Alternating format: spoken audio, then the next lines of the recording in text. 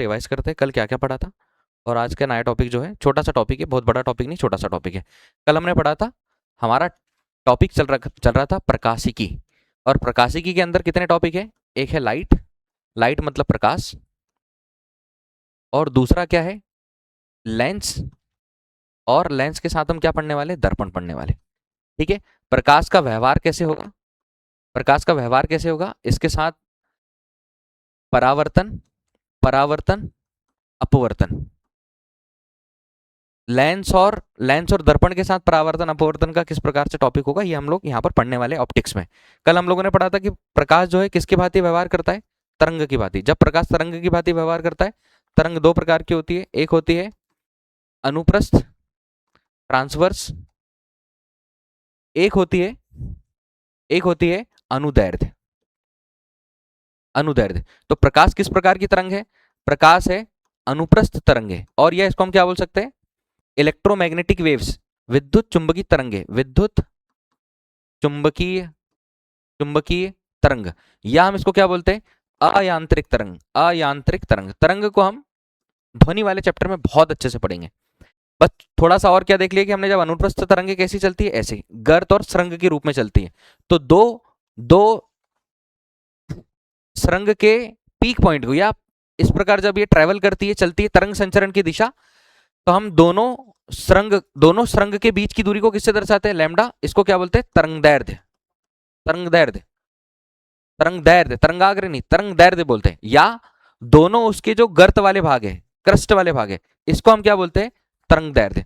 दोनों के बीच की दूरी, इसको हम किससे दर्शाते हैं? लैम्डा से दर्शाते हैं। इसको मापते हैं किससे? एंगस्ट्रॉम में, या नैनोमीटर में, या मीटर में। ये हम लोगों ने कल देखा था। इसके साथ साथ हमने देखा था कि प्रकाश की तरंगदैर्ध्य कितनी है? या तो 4000 एंगस्ट्रॉम से कितनी आएगी? 8000 एंगस्ट्रॉम तक। और या क्या देखी थी हमने? 3800 एंगस्ट्रॉम से 7700 एंगस्ट्रॉम तक। ये हमारी वैल्यू थी। बीच में तरंगदैर्ध्य मतलब होता है वेवलेंथ। तरंगदैर्ध्य मतलब होता है वेवलेंथ। ये होता है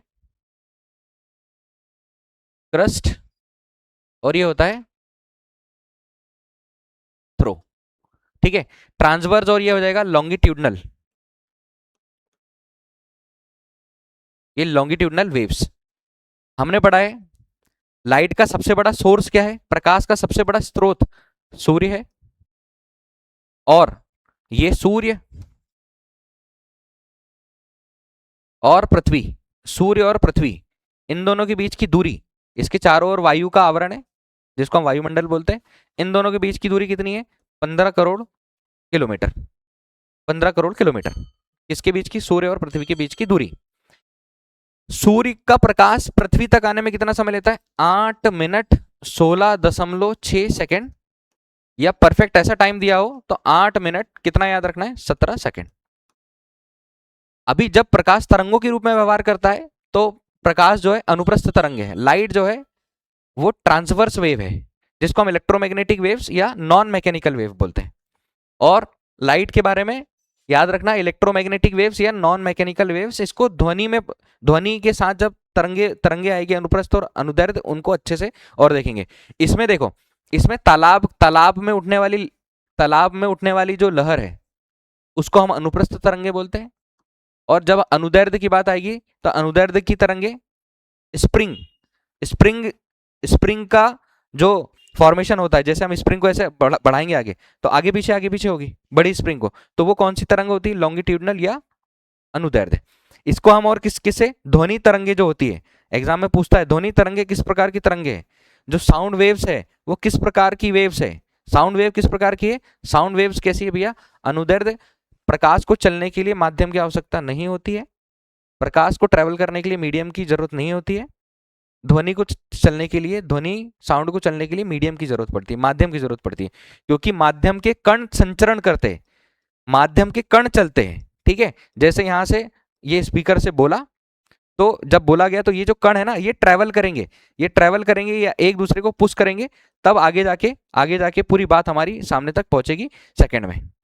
लेकिन प्रकाश को चलने के लिए कोई मीडियम की, कोई माध्यम की आवश्यकता नहीं होती। प्रकाश सभी माध्यमों में गति करता है, सभी माध्यमों में गति करता है। अब माध्यम क्या हुआ हमारे पास? माध्यम हुआ हमारे पास वायु। वायु के बाद क्या हुआ हमारे पास? माध्यम निर्वात। निर्वात के बाद हमने क्या देखा? कांच। कांच के बाद क्या देखा हमने? पानी। ये हमारे माध्यम हुए। कुछ जनरली हमको पढ़ना है। वायु में प्रकाश की चाल कितनी होती है? 2.99 गुणित 10⁸ मीटर पर सेकेंड। निर्वात मतलब जहां पर कोई भी पार्टिकल नहीं हो, वायु का कोई भी पार्टिकल ना हो, वो होता है वैक्यूम। वायु मतलब एयर, ग्लास, और क्या हो जाएगा? वाटर। निर्वात में प्रकाश की चाल 3 × 3 × 10⁸ मीटर पर सेकेंड, और माना गया दोनों को लगभग समान, क्योंकि सिर्फ 0.1 का फर्क है। कांच में, ग्लास में प्रकाश की चाल कितना हो जाएगा? 2 × 10⁸ मीटर पर सेकेंड। और पानी में प्रकाश की चाल, 2.25 × 10⁸ मीटर पर सेकेंड। इसको ऐसे याद रखो, 3 लाख किलोमीटर पर सेकेंड। 3 लाख किलोमीटर पर सेकेंड। हमने क्या देखा और क्या देखा था इसके बाद भैया? नॉर्मल। पहला टॉपिक है हमारा प्रकाश का परावर्तन, रिफ्लेक्शन ऑफ लाइट। हमने यहां पर लिया है एक सरफेस, जो कि सरफेस कैसा है? परावर्तक पृष्ठ है, रिफ्लेक्टिंग सरफेस है। इस पर जो पॉलिश होता है वो किसका होता है? AgBr का। AgBr मतलब सिल्वर ब्रोमाइड का पॉलिश। AgBr मतलब सिल्वर ब्रोमाइड का पॉलिश होता है।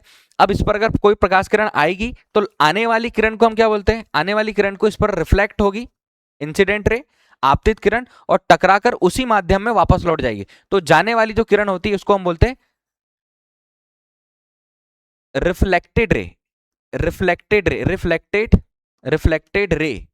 रिफ्लेक्टेड रे मतलब परावर्तित किरण। परावर्तित किरण आने वाली किरण को आपतित किरण, और टकराकर उसी माध्यम में वापस लौट जाएगी तो क्या कहलाएगी? परावर्तित किरण।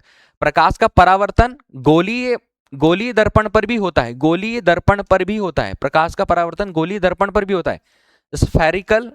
स्फेरिकल मिरर कौन सा है? एक है कॉनकेव और एक है कॉन्वेक्स, मतलब उत्तल और अवतल दोनों पर प्रकाश का परावर्तन होता है।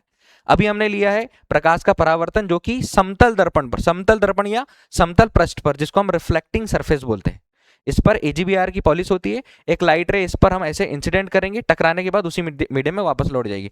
घर का आईना लो, सनलाइट को उस पर रखो, और हम जिस डायरेक्शन में चाहे उस डायरेक्शन में उसको मोड़ सकते हैं। तो आने वाली जो किरण होती है वो कौन सी किरण कहलाती है? इंसिडेंट रे, आपतित किरण, और टकराकर वापस लौटेगी तो क्या कहलाएगी? परावर्तित किरण। याद रखना, इस पर न्यूमेरिकल कैसे पूछा जाएगा? मैंने न्यूमेरिकल लिए हुए, न्यूमेरिकल कैसे पूछे जाएंगे उस पर हम देखेंगे। इन दोनों के बीच का एंगल क्या कहलाता है? आपतन कोण।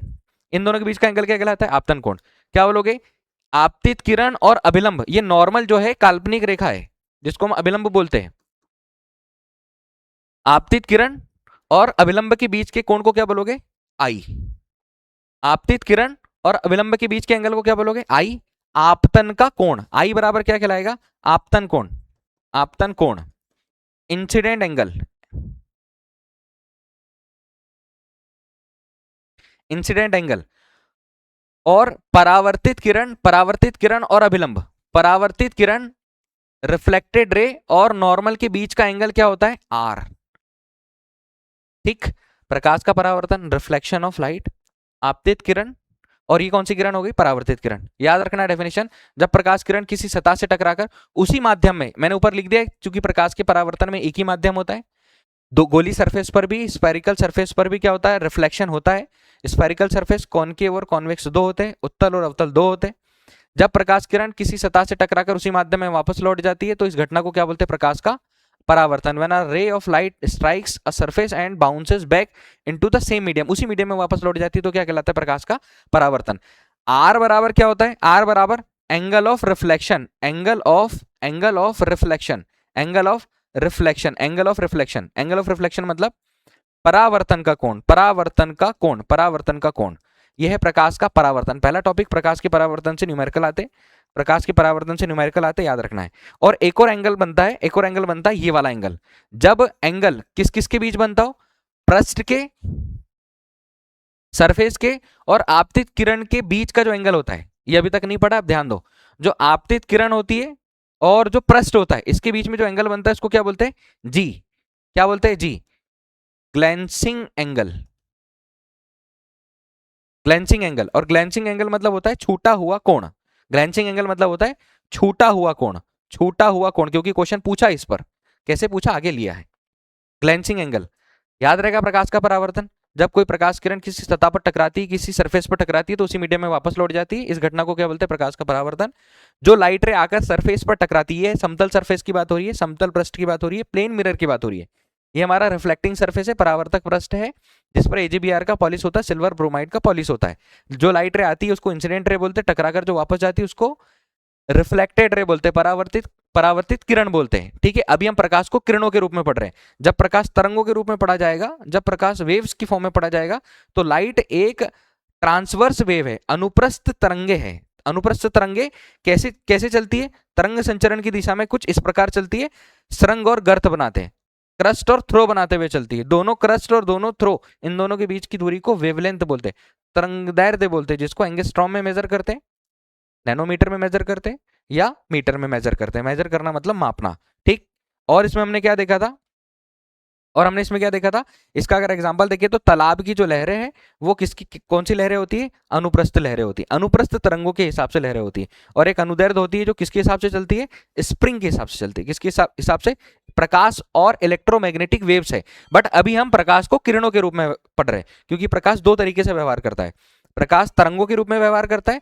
प्रकाश किरणों के रूप में व्यवहार करता है, रेस में भी बिहेव करता है और वेव्स में भी बिहेव करता है। सेकंड, इसमें हमने देखना है कि जो परावर्तन के नियम है, ये याद रखना, परावर्तन के नियम, परावर्तन के नियम, law of reflection, law of reflection, law of reflection, परावर्तन के नियम। लॉ ऑफ रिफ्लेक्शन क्या है, आपतन कोण का मान, आपतन कोण, आपतन कोण मतलब incident angle, incident angle, incident angle, ये किसके बराबर होगा, आई किसके बराबर होगा, angle of angle of angle of reflection, angle of reflection.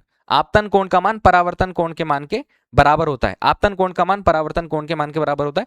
अब अगर क्वेश्चन आ जाए तुम्हारे पास, अगर क्वेश्चन आ जाए, ये हमारे पास एक रिफ्लेक्टिंग सरफेस है, कोई किरण आई, टकराकर वापस लौट गई, ये हमने अभिलंब बनाया, आपतन कोण आई का मान कितना दिया हुआ है, 30 डिग्री, तो परावर्तन कोण का मान बताओ, ये भी कितना होगा, 30 डिग्री। आपतन कोण का मान अगर 30 डिग्री है तो परावर्तन कोण का मान भी कितना होगा, 30 डिग्री। आपतन कोण का मान अगर 30 डिग्री है तो परावर्तन कोण का मान भी कितना होगा, 30 डिग्री। मतलब परावर्तन का पहला नियम, लॉ ऑफ रिफ्लेक्शन, आपतन कोण का मान परावर्तन कोण के मान के बराबर होता है।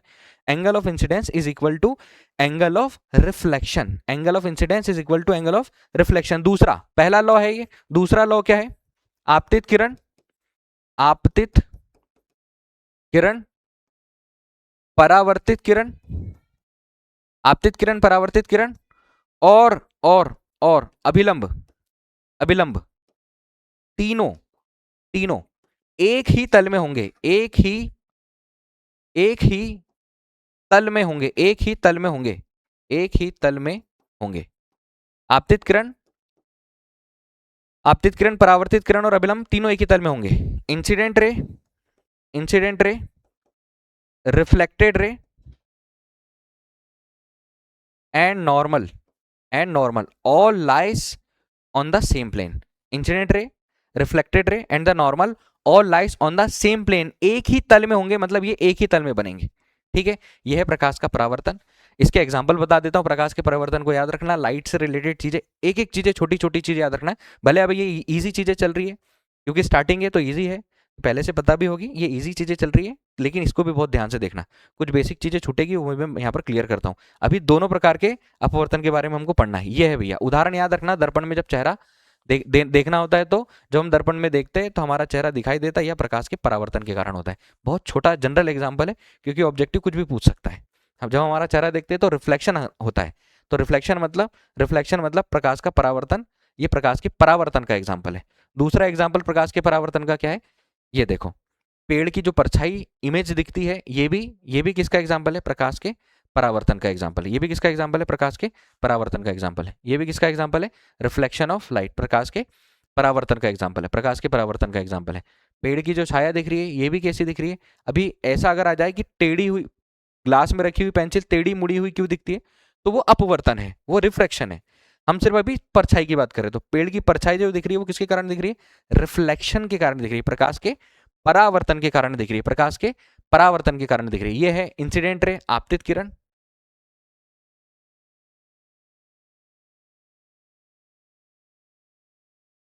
आपतित किरण, परावर्तित किरण और ये अभिलंब, इन दोनों के बीच में एंगल बनता है आई, ये वाला बनता है आर।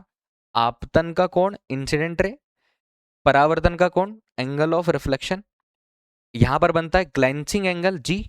और ये पूरा कितने डिग्री होता है? 90 डिग्री। याद रखना ये पूरा कितना होता है, मतलब हमने सरफेस बनाया, ये पृष्ठ बनाया, अभिलंब बनाया, ये आपतित किरण है, तो ये पूरा एंगल कितने डिग्री का है? 90 डिग्री। अगर मैंने ये बोला 30 डिग्री है और जी का मान पूछ लिया, ग्लैंसिंग एंगल, छूटा हुआ कोण तो कितना आ जाएगा? छूटा हुआ कोण कितना आ जाएगा? 60 डिग्री आ जाएगा। अगर मैंने बोला कि भैया ये सरफेस पर है, ये सरफेस पर है, ये इंसिडेंट रे है और ये है, अगर बोला गया आपतित किरण, क्वेश्चन सुनना ध्यान से, क्वेश्चन है आगे, आगे क्वेश्चन पूछा है, आपतित किरण और सरफेस के बीच का एंगल 30 डिग्री है, तो कौन सा एंगल 30 डिग्री का बन रहा है? आपतित किरण, इंसिडेंट रे और सरफेस के बीच का एंगल 30 डिग्री बन रहा है। इंसिडेंट रे और सरफेस के बीच का एंगल 30 डिग्री बन रहा है, तो कौन सा एंगल 30 डिग्री बन रहा है? जी का मान कितना बन रहा है? 30 डिग्री। क्वेश्चन में कंफ्यूज मत होना, जी का मान कितना है? 30 डिग्री है। अब वो बोला जब जी का मान 30 डिग्री है तो भैया आई का मान बताओ, इंसिडेंट एंगल का मान बताओ, आपतित कोण का मान बताओ, ये कितना आ जाएगा? 60 डिग्री आ जाएगा। क्यों आ जाएगा? क्योंकि ये पूरा कितना बन रहा है? 90 डिग्री। अब दो प्रकार के रिफ्लेक्शन होते हैं, एक होता है स्मूथ सरफेस पर, ये ऑब्जेक्टिव याद रखना, स्मूथ सरफेस पर, स्मूथ सरफेस मतलब चिकनी सतह पर, चिकनी सतह पर रिफ्लेक्शन होता है, दोनों सतहों पर रिफ्लेक्शन होता है, खुरदुरी सतह पर भी होता है और रफ सरफेस पर भी होता है। मतलब रफ सरफेस, खुरदुरी सतह, रफ सरफेस पर भी रिफ्लेक्शन होता है, परावर्तन होता है, इसको हम लिखते हैं खुरदुरी सतह। रेगुलर और इरेगुलर रिफ्लेक्शन होता है, जो कि सतत और असतत परावर्तन, रेगुलर और इरेगुलर।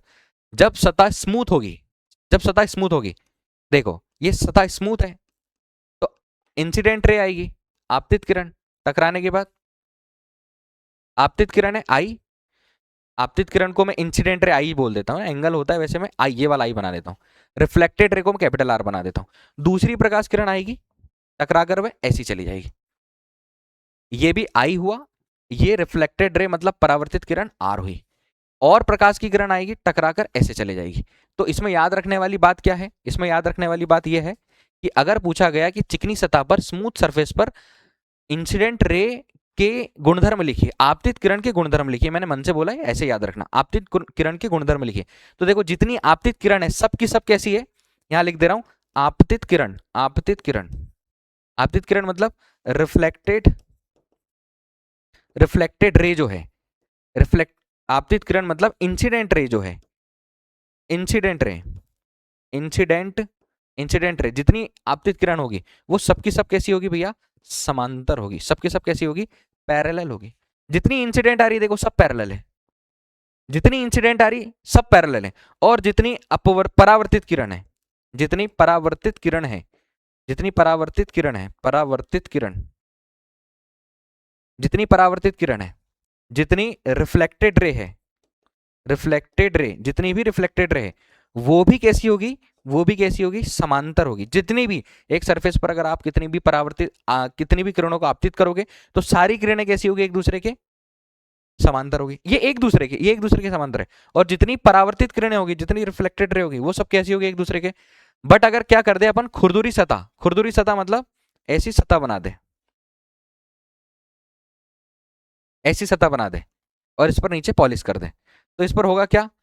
आपतित जितनी किरण होगी ऐसी आएगी, फिर ये इधर चली जाएगी, आपतित किरण ऐसी आई, इसका रिफ्लेक्शन ऊपर चला गया, आपतित किरण ऐसी आई, इसका रिफ्लेक्शन ऐसा चला गया, आपतित किरण ऐसी आई, इसका रिफ्लेक्शन ऐसा चला गया। तो जितनी इंसिडेंट रे हो रही है, जितनी इंसिडेंट रे हो रही है, याद रखना इसके अंदर क्या है, जितनी आपतित किरणें हैं, आपतित किरणें खुरदुरी सतह पर, आपतित किरणें, incident ray, incident ray, incident ray कौन सी सतह पर? खुरदुरी सतह पर, रफ सरफेस पर जितनी इंसिडेंट रे है वो तो कैसी होगी? वो कैसी होगी? समांतर होगी। वो कैसी होगी? पैरेलल होगी। बट जितनी रिफ्लेक्टेड रे है, जितनी रिफ्लेक्टेड, रिफ्लेक्टेड रे है, जितनी परावर्तित किरण है, परावर्तित किरण, जितनी परावर्तित किरण है वो समांतर नहीं होगी, समांतर नहीं होगी, पैरेलल नहीं होगी। देखो ये जितनी, क्योंकि खुरदुरी सतह है, रफ सरफेस पर है, रफ सरफेस पर परावर्तन होता तो है, रफ सरफेस पर परावर्तन होता तो है, लेकिन इरेगुलर रिफ्लेक्शन होता है, इर्रेगुलर, ये ऐसे टकराकर ऊपर चलेगी। अब ये वाली और ये वाली दोनों ने एक दूसरे को क्या कर दिया, यहाँ पर कट कर दिया। तो जब कट कर दिया तो ये दोनों पैरेलल नहीं हुई, दोनों समांतर नहीं हुई। रेगुलर और इरेगुलर रिफ्लेक्शन होता है, परावर्तन और मतलब सतत और असतत परावर्तन होता है। कौन सी सतह पर? स्मूथ सतह पर। अगर क्वेश्चन ऐसा पूछेगा बनाकर तो याद रखना, स्मूथ सतह पर आपतित किरण और परावर्तित किरणें, मतलब आपतित किरणें खुद ही खुद में समांतर होती है, परावर्तित किरणें खुद ही खुद में क्या होती है, समांतर होती है, पैरेलल होती है।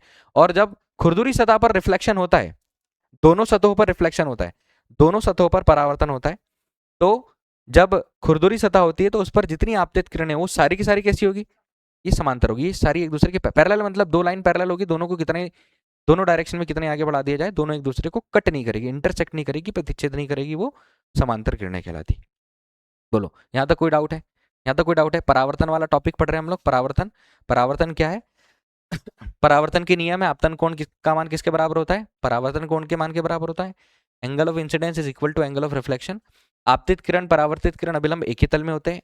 Angle incident ray, reflected ray and the normal lies on the same plane. और ये याद रखना, परावर्तन हमेशा उसी माध्यम में होता है। जनरल चीजें को किसके कारण देख रहे हैं? रिफ्लेक्शन के कारण। परावर्तन हमेशा एक ही माध्यम में होता है, परावर्तन के लिए एक ही माध्यम की जरूरत पड़ती है। दर्पण पर सबसे स्पष्ट परावर्तन होता है, दर्पण मतलब मिरर पर, और हम किसी वस्तु को अगर देखते हैं तो किसके कारण देखते हैं? रिफ्लेक्शन के कारण देखते हैं। और दोनों नियम याद रखना, आपतन कोण का मान परावर्तन कोण के मान के बराबर होता है। आपतित किरण, परावर्तित किरण, अपवर्तन, अभिलंब, तीनों एक ही तल में, तीनों एक ही तल में होते हैं। पहला क्वेश्चन। बहुत छोटी क्लास है आज की, और 2-4 दिन और रहेंगे तो फिर क्लास को थोड़ा सा और एक्स्ट्रा बढ़ाएंगे, ठीक है। पहला क्वेश्चन, एक प्रकाश किरण दर्पण पर 30 डिग्री के कोण से गिरती है। किस पर गिर रही है प्रकाश किरण? दर्पण पर 30 डिग्री। हमको पता है परावर्तन कोण, एंगल ऑफ रिफ्लेक्शन, वो बोल रहा है कि एंगल ऑफ इंसिडेंट, आई का मान कितना दिया है? 30 डिग्री, और आर का मान पूछ रहा है, आर का मान कितना होगा? तो जब आई किसके बराबर होता है? आर के बराबर। तो जब आई 30 होगा तो आर भी कितना होगा? 30। तो आर का मान कितना हो जाएगा? 30 डिग्री। यहाँ का कोण नहीं, यहाँ का कोण है। एक प्रकाश किरण दर्पण पर 30 डिग्री के कोण से गिरती है, परावर्तन कोण का मान क्या होगा? नेक्स्ट, यदि परावर्तन कोण 45 डिग्री है तो आपतन कोण कितना होगा? ये हमारा, अब इमेज तो समझ में आ गई होगी कैसी बनेगी। ये हमारा नॉर्मल बनेगा ही बनेगा कंपलसरी, काल्पनिक रेखा है। ये कितने डिग्री? परावर्तन कोण दिया है 45 डिग्री, आई का मान पूछा है, तो आई बराबर क्या होता है? आर बराबर कितना होता है? 45 डिग्री। आई बराबर आर बराबर 45 डिग्री, आई बराबर आर बराबर 45 डिग्री। एक किरण दर्पण से 60 अंश का कोण बनाती है सरफेस के साथ। हाँ, यहाँ स्पष्ट बोला है उसने, सरफेस के साथ, मतलब हमने ये सरफेस बनाया, पॉलिश्ड सरफेस है, एक इंसिडेंट रे है, और ये सरफेस के साथ कितने डिग्री का एंगल बना रही है? 60 अंश का। ये आपतित किरण, ये कौन सी किरण हो जाएगी? परावर्तित किरण। यहाँ पर बना दी हमने नॉर्मल। आपतन कोण का मान, किसका मान चाहिए हमको? आई का मान चाहिए। मैंने अभी बताया पूरा कितना होता है, तो जब हमको आई का मान चाहिए होगा तो हम क्या करेंगे? 90 में से घटा देंगे। 90 मतलब नॉर्मल 90 डिग्री का कोण बनाता है, तो 90 में से 60 चले जाएगा, कितना बचेगा हमारे पास? 30 बचेगा। 90 में 60 चले जाएगा, कितना बचेगा? 30। यदि आपतन कोण 0 डिग्री, बहुत बढ़िया, यदि आपतन कोण कितने डिग्री बन रहा है? इंसिडेंट एंगल अगर कितने डिग्री है? 0 डिग्री है। अब इंसिडेंट 0 डिग्री है मतलब क्या हो रहा है? इंसिडेंट एंगल 0 डिग्री है मतलब यहाँ पर कितने डिग्री का एंगल बन रहा है? 0 डिग्री का एंगल, मतलब वो लाइट रे यहीं पर हो रही है। 0 मतलब एक भी बनता तो ऐसा आता। अब 0 डिग्री बन रहा है तो परावर्तन कोण भी कितने डिग्री बनेगा भैया? परावर्तन भी कितने डिग्री बनेगा? 0। अगर आपतन कोण का मान 0 है तो परावर्तन कोण का मान भी कितना बनेगा? 0